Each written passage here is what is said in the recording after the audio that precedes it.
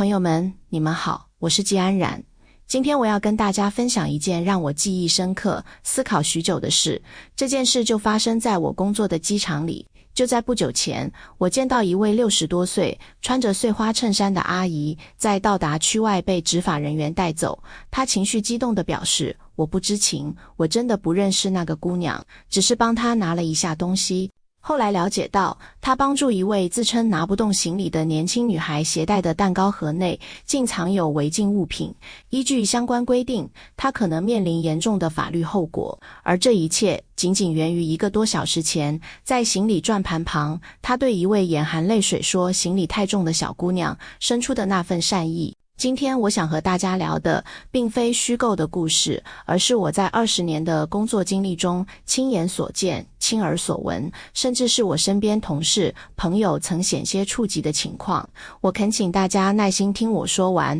这不仅仅是一次分享，也可能是为您和您的家人提供的一份重要提醒。在机场遇到陌生人提出请求，无论对方看起来多么需要帮助，无论是年长者或是带着幼儿的旅客，都需要保持警惕，谨慎回应。因为一旦您接触了不属于您的行李，可能会面临难以预料的复杂局面，甚至带来严重的后果。在详细说明这些需要警惕的情况之前，我想先请大家帮个忙。这段内容可能有点长，但句句都是真诚的提醒。如果您觉得我说的有道理，请给这个内容点个赞，收藏一下。您简单的互动就能让平台把它推荐给更多可能需要的人。或许因为您的一次分享，就能避免一个家庭陷入困境。你们的支持是我坚持分享这些信息的最大动力。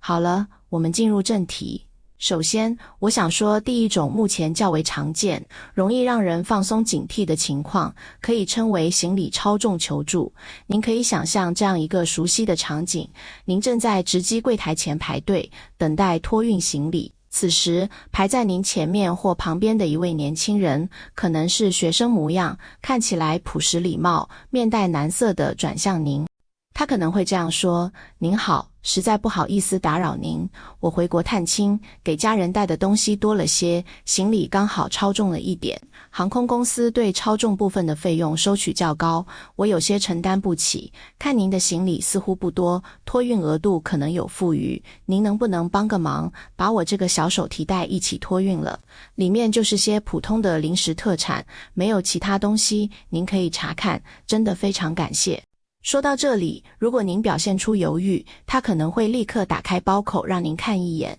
您看到里面确实是些独立包装的食品或普通衣物。您可能觉得出门在外不容易，帮一把只是举手之劳，既与人方便，自己也无损失。但我想提醒您，就在您点头答应的那一刻，您可能已经踏入了一个复杂的局面。为什么这么说？因为您看到的普通物品可能并不普通。现在有些不法分子的手段非常隐蔽，他们可以将违禁物质进行处理，伪装成日常物品，甚至融入行李的部件中。当您接过那个包，前往柜台办理托运，工作人员贴上写有您姓名和航班信息的行李条时，从法律意义上讲，这个包及其内物品就与您产生了关联。无论里面隐藏着什么，您都将被视为其携带者。如果该行李在安检 X 光机检查中显示异常，或被海关抽查时发现问题，相关人员到场后，首先会找到您。您可能会急忙解释，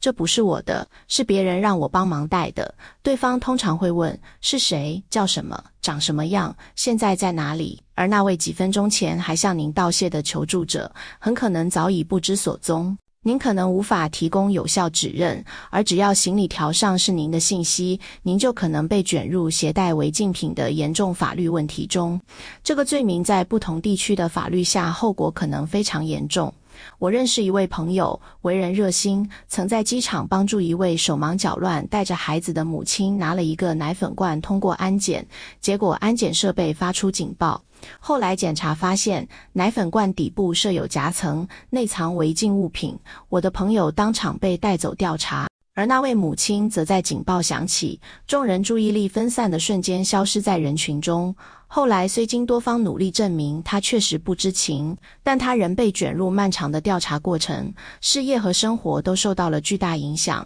因此，我真诚地提醒大家，无论对方的故事听起来多么合理或令人同情，您心里一定要绷紧一根弦，回应一句对不起，我确实不方便。如果您觉得直接拒绝有些为难，可以假装接电话或低头看手机，不要接话，也不要去看那个包。说完的一种情况，我们接下来谈谈的二种。这种情形更是利用了人们通常对老人、孕妇、带小孩、旅客等群体的同情心，可以称为临时照看行李。这类情况通常发生在候机区的座位或洗手间附近，求助者会表现得非常急切。例如，一位捂着肚子、面色不适的孕妇，或是一位抱着哭闹孩子、身边堆着行李、看似焦头烂额的家长，也可能是一位步履蹒跚、自称需要找药但行李不便拖行的老人。他可能会突然走向离他最近的您，眼神恳切地说：“您好，能麻烦您帮个忙吗？我急需去一下洗手间，但这些行李实在不方便带进去，您能不能好心帮我照看2-3分钟？我很快就回来，太感谢了。”这个场景具有很强的迷惑性，很多人会想，看起来确实需要帮助，公共场所应该不会有事，我就站在旁边看着，也就几分钟，帮一下吧。这么一想，您可能就答应了。好的，您快去快回。然而，这一答应就可能带来风险，通常有2种可能的走向。第一种是工作人员或执法人员出现，如果那个包里藏有违禁品，而那位求助者进入洗手间后迅速变换装束或从其他通道离开。当相关人员巡逻或接到线索，发现这个由您看管、无人认领的可疑行李并进行检查时，您这位一直在旁看守的人就会成为首要的关联者。您解释这包不是我的，但监控可能显示您与该行李长时间待在一起并有交流，短时间内很难完全撇清关系。第二种则更加隐蔽，可以称为转移视线或暗中栽赃。那位请您看包的人可能确实去了洗手间，但当您全神贯注盯着他的大件行李时，他的同伙可能早已暗中注意您。他们会趁您注意力被吸引，假装从您身边经过，或坐在邻近座位，以及快且隐蔽的动作，拉开您放在身旁、未完全锁闭或拉链未拉严的背包侧袋、电脑包夹层，神不知鬼不觉地放入一小包物品，或一块手表、一叠纸币等，然后迅速离开。几分钟后，求助者返回，向您道谢后离开。您或许还觉得做了件好事。但当您通过安检或抵达目的地过海关时，设备报警，工作人员从您自己的包袋中查出不明粉末或未申报的贵重物品，您会瞬间不知所措，再想寻找那位求助者，早已无处可寻，您就可能被牵连，面临人证物证指向您的困境。过去曾有报道，一位女大学生在机场好心帮一位外籍人士照看行李20分钟，对方称去买书即回，却一去不返。后来箱内被发现装有违规物品，该学生被带走调查多日，虽最终澄清，但过程给他带来了巨大的心理压力和困扰。因此，在机场，我建议您学会谨慎回应。如果有陌生人请求您照看行李，您可以礼貌而坚定地告知：“您好，那边有机场服务台或警务室，工作人员可以为您提供帮助。或者机场设有行李寄存处，我可以告诉您方向。”切勿亲自充当临时看管人，因为您无法确定那个箱子里装的究竟是什么。这听起来或许有些直接，但现实情况需要我们保持警觉。接下来是第3种情况，这类情况针对那些希望获得额外收益或易受小利吸引的人，可称为有偿携带物品。这类情形如今已不限于机场现场搭讪，更多转向网络，出现在一些留学生论坛、海外兼职群、旅行结伴群里。发布者会提供非常诱人的信息，急需有偿带物品回国，帮忙带一个名牌包给家人，酬谢$1000，只需行李箱有空余。带些家乡特产给国外亲友，支付$500辛苦费，物品不大，许多人一算，似乎只是顺便在行李箱里多加一件东西，就能获得可观报酬，很容易心动。对方会表现得非常正规，将要带的物品包装得十分精美，甚至出示所谓的购物凭证、购买记录以证明来源正当。但是，正如之前所说，凭证可以伪造，那精美的包装内可能隐藏着危险。还有一种更具迷惑性的，可称为情感互动携带。例如在候机时或同航班旅途中，有人主动与您热情交谈，发现是同乡后更是倍感亲切，互加联系方式，闲聊家常，聊到一定程度，对方可能会说：哎呀，老弟老妹，我带了2瓶好酒，本想送人，结果没送出去，行李又放不下了，丢了可惜，送给你吧，咱们这么投缘。或者我这儿还有几条好烟，机场也不好处理，你拿去用吧，别客气。您一听都是不错的东西，还是免费赠送，对方如此大方热情，推让几下可能就收下了，顺手放进了自己的行李中。朋友们，请记住，世上没有凭空掉下的好处。那包装完好的酒瓶里，装的可能是经过伪装的液体违禁品，那密封的烟条中，每一支都可能被替换。您贪图那几百上千美元的代物费，或收下那些免费的烟酒，可能付出的代价远超想象。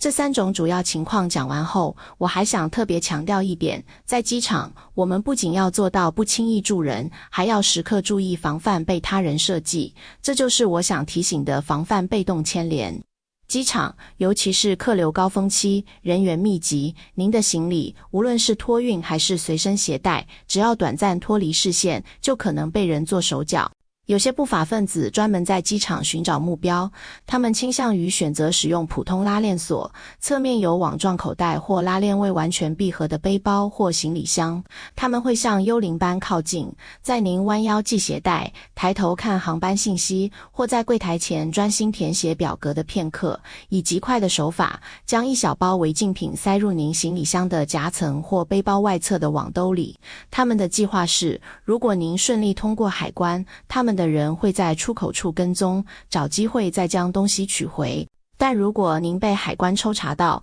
那么被调查的就会是您，他们损失的只是一批货物，而您面临的可能是严重的法律后果。因此，听我说了这么多需要警惕的经验，我们不仅心里要明白，更要知道具体如何防范。下面我为大家总结几个实用的自保要点，请您务必记住，最好能保存在手机里，出行前查看。第一点，也是最重要、最核心的一点，在机场学会谨慎回应陌生人的请求，将您的警觉性提高一些，不必过于在意面子。面对任何陌生人的求助，无论是帮忙拿一下、看一下，还是填写单据，一律微笑摇头，摆手离开。如果您认为对方确实需要帮助，请用清晰的声音帮他呼叫机场工作人员或执法人员、工作人员。这里有人需要帮助。您这样呼喊，如果他是真的遇到困难，正规的工作人员会前来协助；如果他是别有用心，您看他是否会迅速离开。第二，保护好自己的行李，就是保护好自己的安全与未来。